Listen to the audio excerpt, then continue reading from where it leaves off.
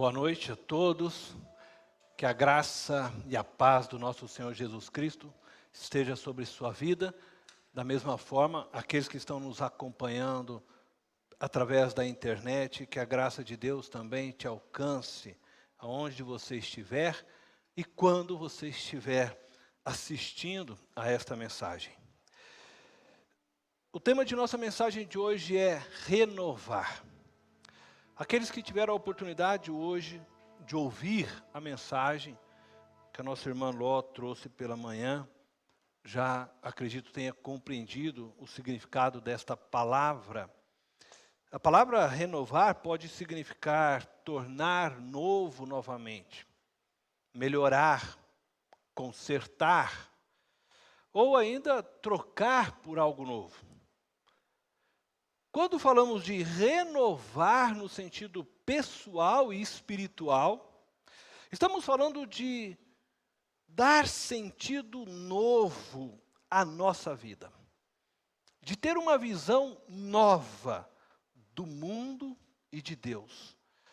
Nós estamos vivendo um momento histórico, onde algumas palavras ganharam notoriedade em nosso cotidiano.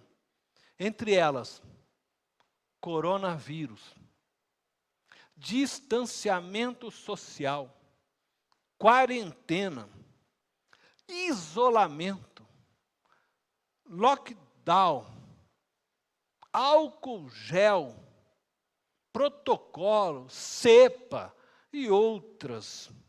A importância que estas palavras adquiriram no último ano se deve à pandemia mundial causada pelo Covid-19, que afetou a vida humana em todas as suas dimensões.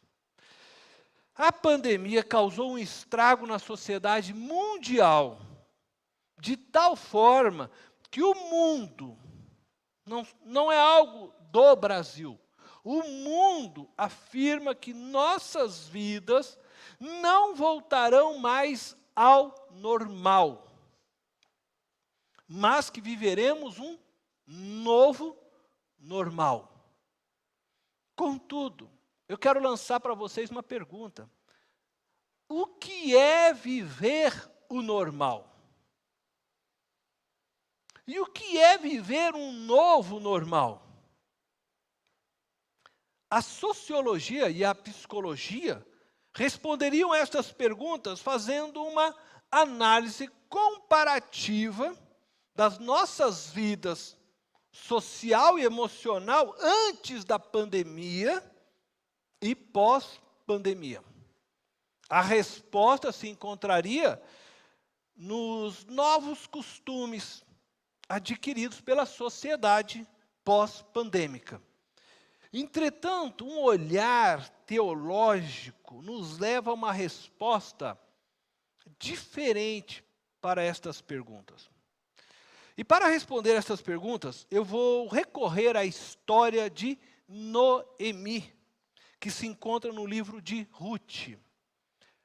E depois olhar para o mistério de Deus revelado em Jesus Cristo. Vamos iniciar apresentando um resumo da história de Noemi. O livro de Ruth são 4 capítulos, não daria tempo para nós lermos estes capítulos, portanto eu vou apresentar a você um resumo desta história, pois talvez alguns entre nós não conheçam essa história. Após a morte de Josué, os israelitas se envolveram em frequentes casos de infidelidade e de rebeldia contra Deus. Eles entraram na terra prometida, mas ali eles estavam sendo infiéis ao Senhor. O povo vivia um período de grande instabilidade espiritual, econômica, política e moral.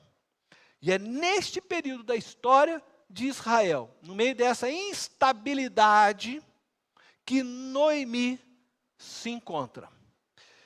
Noemi era esposa de Elimeleque, mãe de Malom e Quiliom. Ela viveu durante o período dos juízes em Israel e sua família desfrutava de uma boa situação econômica. Moravam na cidade de Belém, de Judá. No entanto, houve, nos dias de Noemi, uma grande fome em Israel. O que fez com que Elimeleque, seu marido, resolvesse se mudar daquela região para as terras de Moabe. A família de Noemi foi para Moabe, buscando então uma vida melhor, mas encontraram morte. Seu marido, Elimeleque, morre em Moabe, deixando Noemi sob os cuidados de seus 2 filhos. Depois de terem morado lá por quase 10 anos, seus 2 filhos se casaram com mulheres daquela terra, moabita, Rute e Orfa. Ainda em Moabe, novamente a morte entra na casa de Noemi.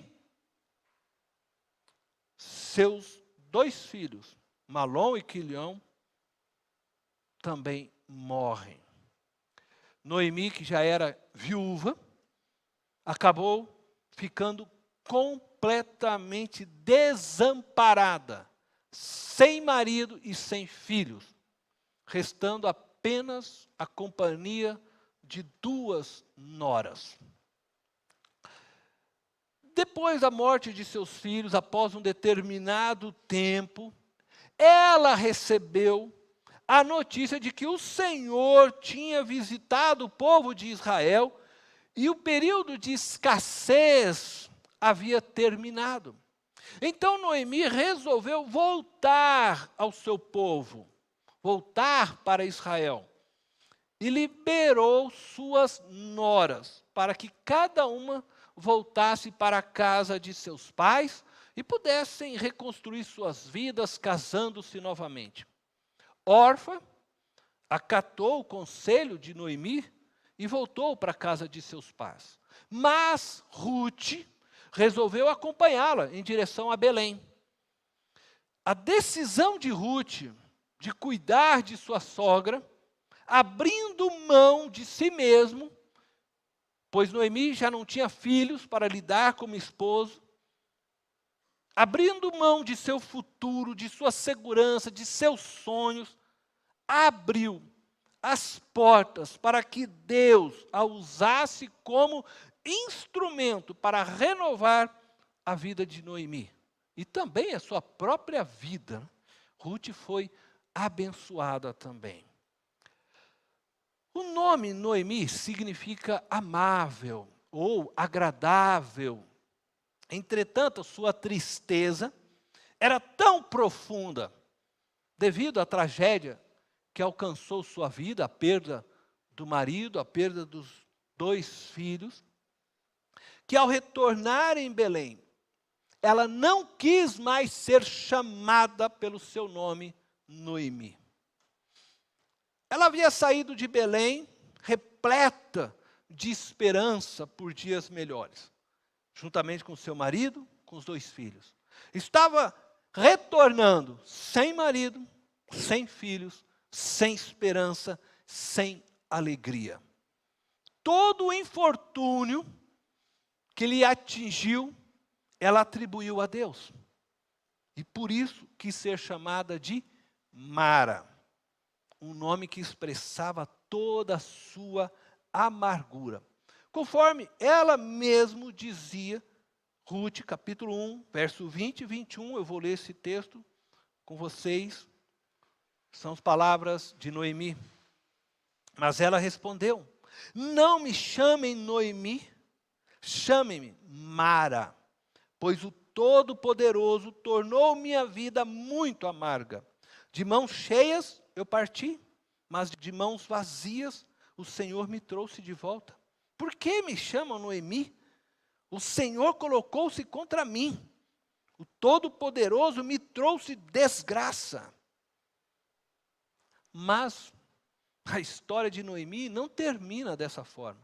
Em Belém, Ruth, sua nora e companheira inseparável, foi trabalhar colhendo a sobra no campo, enquanto os homens faziam a colheita. Pois a lei em Israel permitia que as pessoas necessitadas recebessem esse tipo de benevolência, né, por parte dos mais ricos. Nesse trabalho, Ruth entrou em um campo que pertencia a um homem chamado Boaz. Ele era um parente do falecido marido de Noemi. Então, Noemi orientou Ruth sobre como proceder a fim de que Boaz viesse a se tornar seu marido, com base na lei chamada levirato. Levirato era a lei que obrigava um homem a casar-se com a viúva de seu irmão, quando este não tivesse gerado um descendente masculino. Ruth se casou com Boaz e deu à luz a Obed.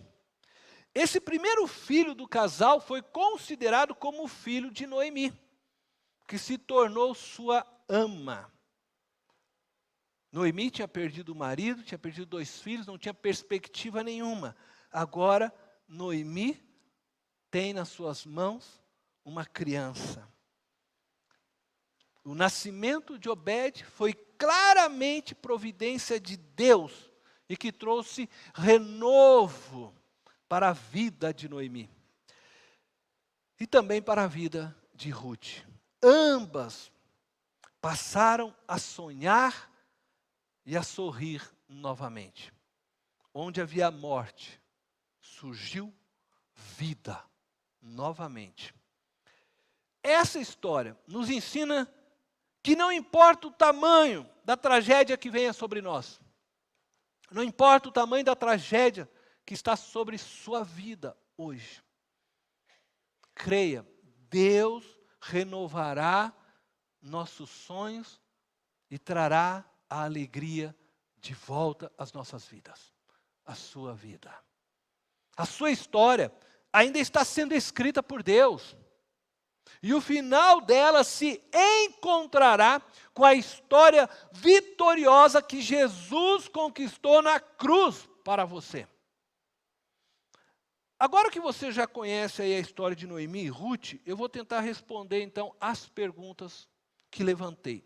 O que é viver o normal? E o que é viver um novo normal?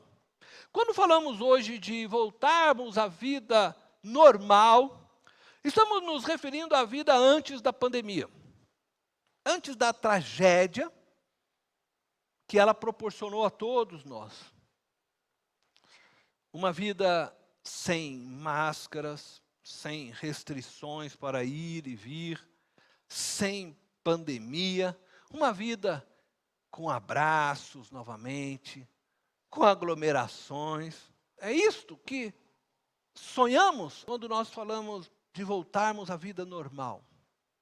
Quando nós falamos de vivermos um novo normal, estamos nos referindo então aos novos costumes que a pandemia trouxe, ou ela intensificou em nossas vidas. Por exemplo, o uso de máscaras. Será que nossas vidas, a partir de agora, para sempre, terá que ser com máscaras? Será que um dia vamos voltar a viver sem máscaras? Trabalho home office. Será que se manterá como um novo normal? Distanciamento. Será que continuaremos guardando distanciamento? Todas estas coisas se referem a usos e costumes que se tornarão ou não parte de nossa cultura. Mas, e quanto às questões morais e éticas? Continuaremos vivendo na corrupção? Continuaremos sendo uma sociedade formada por seres individualistas. Continuaremos acreditando no relativismo. Continuaremos desmatando nossas florestas. Continuaremos amantes do mundo, avarentos, idólatras, enfim. Continuaremos sendo os mesmos seres humanos.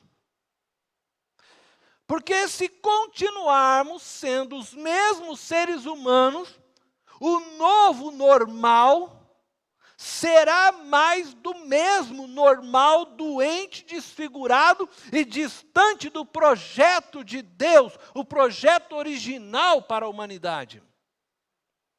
Se desejamos encontrar a verdadeira normalidade da vida humana, precisamos voltar para o projeto ser humano, original.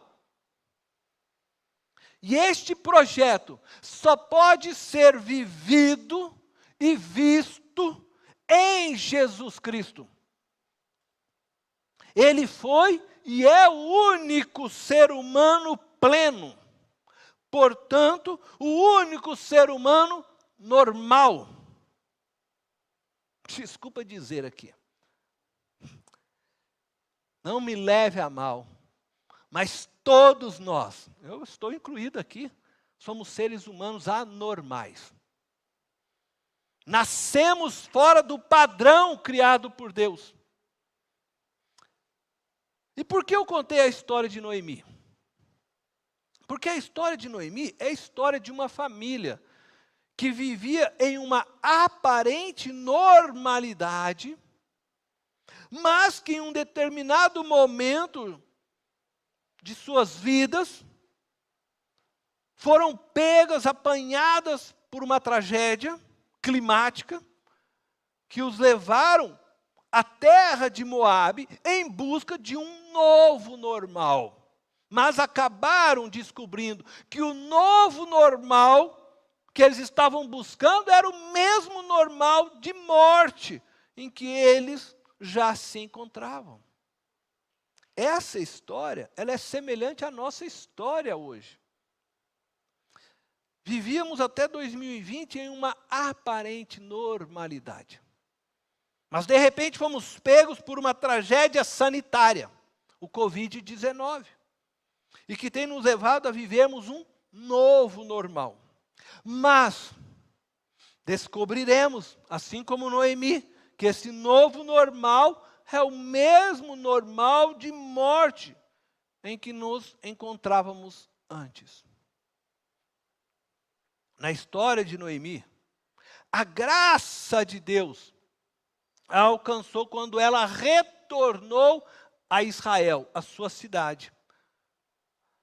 Ela voltou sem vida, sem sonhos, sem um sorriso, amarga, ferida, e achando que Deus a desprezava, porque o que ela tinha de parâmetro como normal da vida humana estava distorcido, afetando até mesmo a sua compreensão do amor de Deus por ela.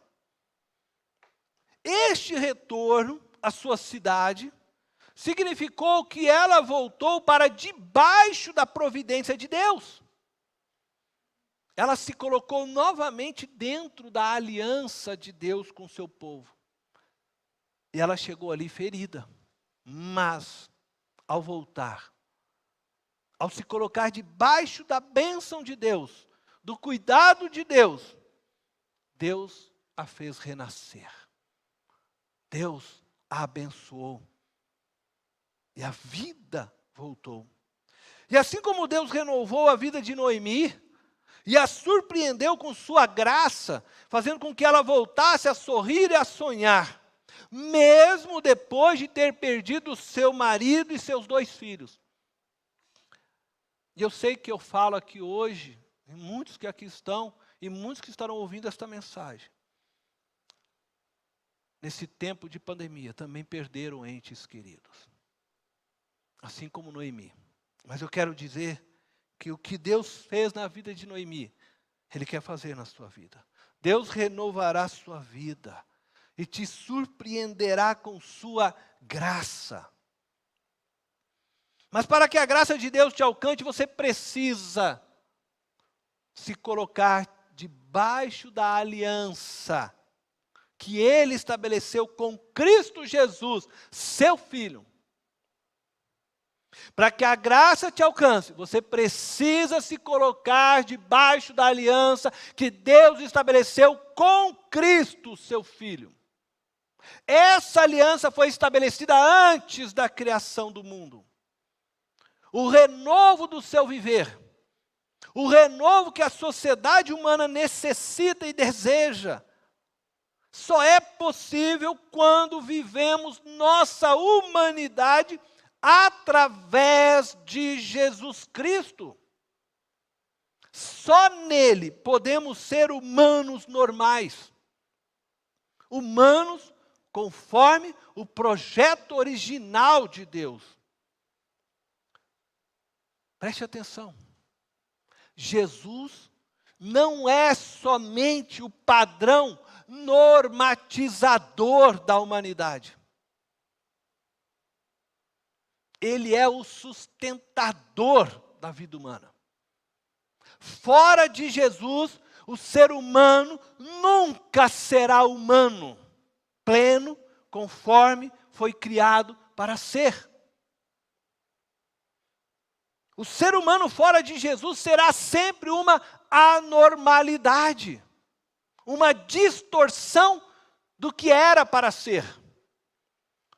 O normal rompeu na história humana por meio de Jesus. E somente em Cristo encontramos o verdadeiro normal para nossas vidas. Portanto, eu quero apresentar a você o projeto de Deus para a humanidade em Cristo Jesus. Porque esse projeto é o normal que viveremos eternamente em Cristo, amém? A grande tragédia da humanidade não é o Covid-19. Também não é o genocídio causado pela ideologia implantada pela Alemanha de Hitler. A grande tragédia da humanidade, ela aconteceu no Éden. O pecado cometido no Éden nos tirou da normalidade existencial planejada por Deus para nós. O Covid-19, a ideologia implantada pela Alemanha de Hitler, são consequências da tragédia que aconteceu no Éden. Entretanto, Deus, em Cristo Jesus, nos resgatou para vivermos o projeto original novamente. Paulo, em sua carta aos Efésios, no capítulo 1, nos apresenta o projeto de Deus, que nos foi revelado em Cristo Jesus. Um capítulo de grande importância para nós. Nos 2 primeiros versos, temos a saudação de Paulo aos irmãos que se encontravam em Éfeso. Por isso, eu vou iniciar a leitura a partir do verso 3 com vocês. Efésios, capítulo 1, verso 3. Bendito seja o Deus e Pai de nosso Senhor Jesus Cristo, que nos abençoou com todas as bênçãos espirituais nas regiões celestiais em Cristo. Eu quero te chamar a atenção, todas as vezes que você ver agora nessa leitura, o texto destacado em azul, você vai perceber a bênção que Deus nos deu e que Paulo está se referindo. Veja, Paulo está dizendo, bendito seja Deus e Pai de nosso Senhor Jesus Cristo, que nos abençoou com todas as bênçãos espirituais.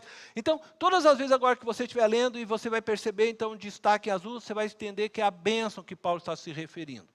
E sempre que você vê em amarelo, em Cristo, nele, o que você vai ver amarelo é para que você observe que Cristo é o centro de tudo. Porque às vezes a gente lê e não percebe o que estamos lendo, né? Então eu estou dando esse destaque para que você consiga realmente perceber. Paulo afirma, neste verso, que fomos então abençoados com todas as bênçãos espirituais nas regiões celestiais em Cristo. Você não foi abençoado pouco, não. Você foi abençoado com todas as bênçãos espirituais nas regiões celestiais em Cristo. O termo em Cristo, ele é muito importante, pois nos aponta que tudo que experimentamos de bênçãos da parte de Deus, o experimentamos por estarmos em Cristo. Todas as bênçãos celestiais são experimentadas por estarmos em Cristo. Isso significa que as bênçãos que recebemos, elas recaem sobre Jesus Cristo. E nos alcança porque nossas vidas estão nele. As regiões celestiais, também é um termo que Paulo usa, né? Bastante, se refere a uma dimensão de existência onde Cristo está agindo. Onde Deus faz sua vontade se estabelecer. Não a vemos, mas ela é real. E ela está presente em nosso meio.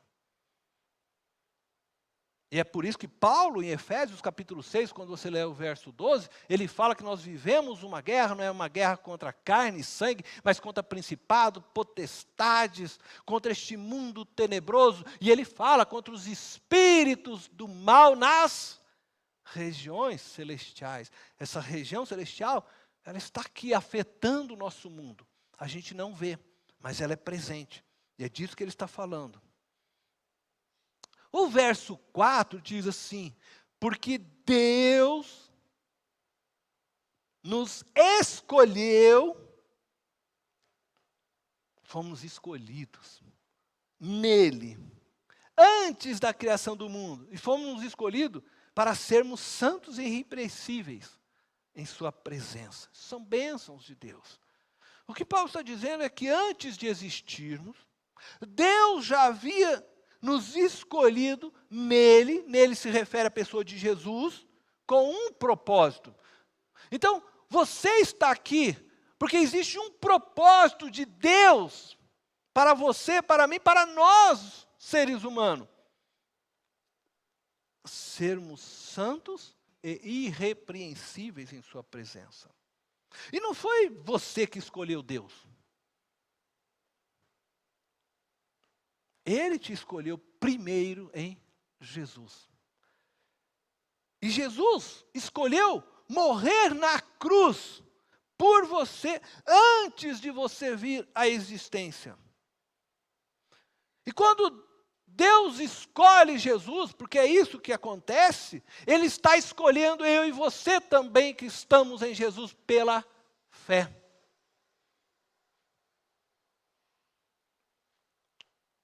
Deus escolheu nós ao escolher Jesus. Todo aquele que nele crê faz parte desse projeto de escolha de Deus.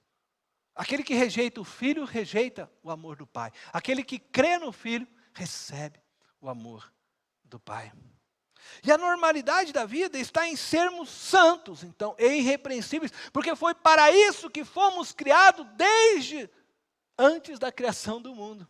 Isto é, quando Deus ainda estava criando, pensando, planejando, projetando, nós já estávamos sendo pensados e planejados para sermos santos e irrepreensíveis. Esse é o nosso propósito no projeto de Deus. O verso 5 diz assim: em amor nos predestinou para sermos adotados como filhos, por meio de Jesus Cristo, conforme o bom propósito da sua vontade. Mais uma vez, ele afirma a existência de um plano divino para nós, determinado antes da fundação do mundo. E aqui encontramos então a outra bênção: nós somos predestinados para sermos adotados como filhos, por meio de Jesus. Jesus é o Filho. E aquele que está em Cristo também é abraçado como filho. Então essa adoção só é possível por meio de Jesus. Ele é o centro de tudo. Em Jesus, nele, por meio dele. A normalidade da vida está em Jesus e no seu reino. O verso 6 diz assim: para o louvor da sua gloriosa graça, a qual nos deu gratuitamente no amado. A expressão amado se refere a Jesus. No amado, em Jesus. Paulo está afirmando que Deus fez isso para o louvor da sua gloriosa graça. Deus nos predestinou de antemão em Jesus, nele, para o louvor da sua própria graça. Mostrar o amor, a sua bondade. E nos deu essa bênção gratuitamente. Deus não exige nada de nossa parte para participarmos dessas bênçãos celestiais. Não há preço a ser pago, pois Jesus pagou o preço, como nós veremos no verso 7. Agora ele vai mostrar isso. Diz o verso 7. Nele temos a redenção por meio de seu sangue, o perdão dos pecados, de acordo com as riquezas da graça de Deus. Nele, Jesus, novamente, somos redimidos, perdoados por meio de seu sangue derramado na cruz do Calvário. Mais bênçãos espirituais, perdão de Deus. Não temos mais dívidas para com Deus, pois Jesus pagou nossas dívidas. O verso 8 diz: a qual ele derramou sobre nós com toda a sabedoria e entendimento, e nos revelou o mistério da sua vontade, de acordo com o seu bom propósito que ele estabeleceu em Cristo, isto é, de fazer convergir em Cristo todas as coisas, celestiais ou terrenas, na dispensação da plenitude dos tempos. O mistério foi revelado. Gente, é profundo demais, é bonito demais esses textos. O verso 8 e 9 nos revela que as riquezas da graça de Deus não só nos proporcionaram o perdão em Cristo, como também nos fez conhecer este mistério da vida, que tudo irá convergir em Cristo. Noemi e todos os que viveram antes de Cristo não tiveram este conhecimento que você está tendo oportunidade, que eu estou tendo, que nos foi revelado em Cristo. O universo gira em torno de Jesus, tudo vai convergir em Jesus. Nada do que é realizado é feito fora de Jesus. Jesus é o centro de tudo. Jesus é o eleito de Deus. Jesus é a videira verdadeira. Jesus é o Israel de Deus. Jesus é o Filho amado de Deus. Jesus é a ressurreição. Jesus é a vida. Jesus é tudo. Tudo subsiste nele. Qualquer percepção da vida, do universo que não tenha Jesus no centro é um erro de leitura da vida. Jesus é o centro de tudo, amém? Verso 11 e 12 diz assim: nele, o centro de tudo, nele fomos também escolhidos, tendo sido predestinados conforme o plano daquele que faz todas as coisas segundo o propósito da sua vontade, a fim de que nós, os que primeiro esperamos em Cristo, sejamos para o louvor da sua glória. Eu creio que nestes versos agora a afirmação ainda é mais clara, que o Pai escolheu Jesus e nele fomos também escolhidos. Paulo está afirmando que Deus está no controle da história. Você lê esse texto, está claro, Deus está no controle da história. Enquanto escrevemos nossas histórias, Deus está escrevendo sua história sobre a nossa história. Nesse lugar chamado regiões celestiais. Fazendo com que nossas histórias venham a convergir com a história de Jesus Cristo. Que coisa linda. A história não está abandonada. As nossas vidas não estão largadas. Deus está no controle de todas as coisas. Deus está no controle. Versículo 13 diz assim, e 14. Nele, quando vocês ouviram e creram na palavra da verdade, o evangelho que os salvou, vocês foram selados com o Espírito Santo da promessa, que é a garantia da nossa herança, até a redenção daqueles que pertencem a Deus, para o louvor da sua glória. Eu quero encerrar dizendo que as palavras que lemos deste texto de Efésios nos apresentam o projeto de Deus para nós, seres humanos, que cremos em Cristo Jesus.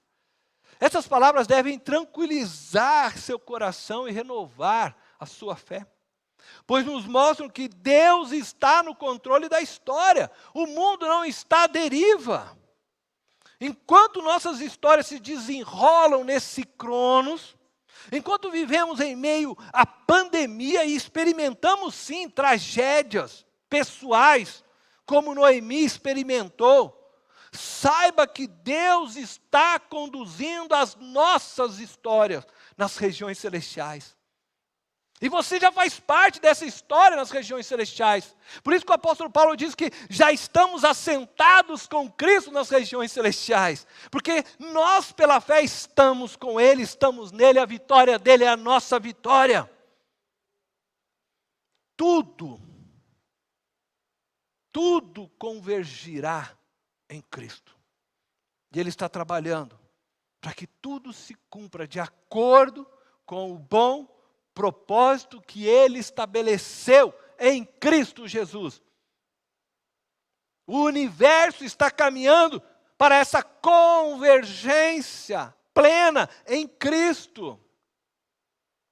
E assim então, como a graça alcançou lá a vida de Noemi e a renovou, eu quero dizer que Deus fará com que sua graça alcance sua vida por meio de Jesus. O Espírito Santo de Deus que habita em você é a garantia que você irá receber sua herança entre os remidos. O renovo que Noemi experimentou era temporário, passageiro. Noemi morreu. Não está mais entre nós. Mas o renovo prometido por Deus em Cristo Jesus será eterno. A nossa esperança não está neste mundo presente. E nem nos governos que atuam neste mundo tenebroso. Nesse mundo presente, ainda passaremos por aflições. É verdade. Choraremos ainda a morte de nossos entes e amigos queridos. Mas não percamos a esperança. Creia em Deus. Creia nas palavras de Cristo. Continuaremos, eu e você, continuaremos caminhando e nos consolando uns aos outros, até que o dia do Senhor venha. A sua história, a minha história, as nossas histórias neste mundo presente serão redimidas, porque elas vão convergir com a história de Cristo. E nós seremos renovados por causa da vitória de Cristo. Nesse dia, você irá se assentar no trono de Cristo. Você irá receber um corpo novo, será revestido de glória, irá receber um novo nome, irá ver Deus face a face, a morte já não existirá mais, você irá transbordar de vida, tudo novo se fará. Para a glória do Senhor Jesus, estas palavras são verdadeiras e o profeta diz, amém.